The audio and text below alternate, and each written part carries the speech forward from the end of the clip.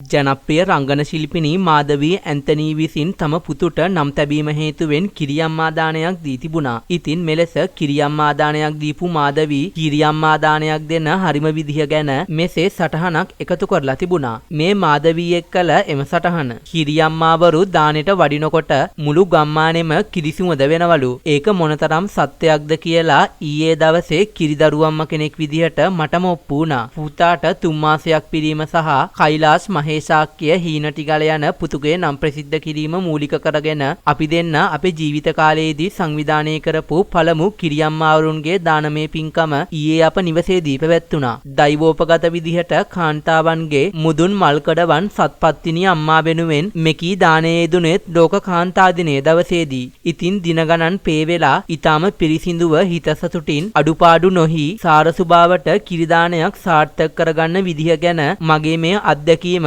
ඔයාලට ප්‍රයෝජනවත් වෙයි කියලා හිතුන නිසා මෙහෙම බෙදා ගන්නම්.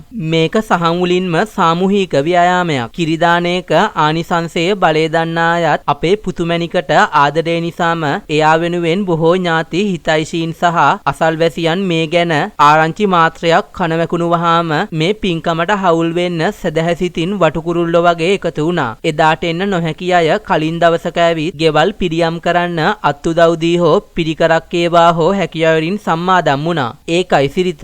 මගේ අම්මා කිරිමාමා උක්කුම් පුංචි අම්මා චූටි පුංචි අම්මා දිනූෂා අක්කා අප්සරා අක්කා එරන්දා අයියා සූර්යා දයාරුවන් සහෝදරු වගේම කසුන්ගේ අම්මා සහ අක්කා වසන්ති පුංචි ඇතුළු පවුලේ සැම හබරකඩ ගර්ටි ඇන්ටි මදූ අක්කා සහ ලලිත් අයියා දෙපළ දිනූකා බියානි ඇතුළු අපේ සිංහල බෞද්ධ නෑතෑ හිත මිත්‍රගොල්ල බොහෝම ශ්‍රද්ධාවෙන් නෙකවිද වගකීම් ඉටු කළා. මගේ චූටි මල්ලි සජිත චූටි බාප්පා දාත් බාප්පා ලොකු අය යනාදී කතෝලික භක්තිකයොත් ආගම් භේදයකින් තොරව හරි ආසාවෙන් පිරිකර සහ ශ්‍රම සම්මාදමින් දානේ තවත් මහර්ග කළා. කීරියා හැඳිගාලා කීරියා කෑල්ලක් කිරිබත් කටක් කාලා යද්දි අරගෙනත් ගිහින් ඒ අත්දැකීම සතුටින් විඳගත්තා. බෙදාගත්තා. සංස්කෘතික මිනිසෙක් වෙච්ච මගේ කතෝලික අප්පච්චි හිටියානම් මේ කටයුත්තට මුල් තැන ගන්නේ එයා. බොහෝ අය මට පුද්ගලිකව පණිවිඩය යොමින් මේ දානයේ පාරුසේ කවුද අහනවා. පැය 3ක් පමණ කිසි අඩුවක් නැතිව ගාථා සජ්ජායනා කර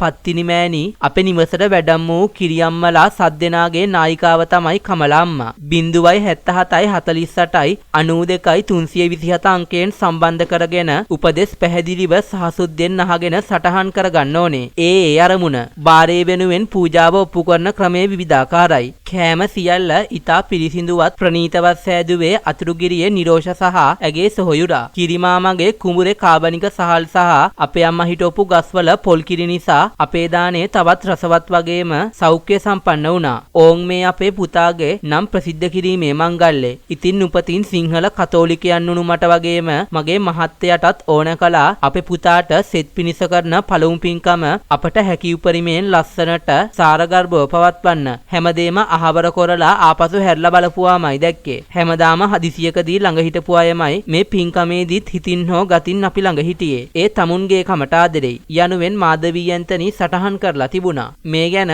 ඔබගේ අදහසත් පහතින් කමෙන්ට් කරන් යන්නත් අමතක කරන්න එපා.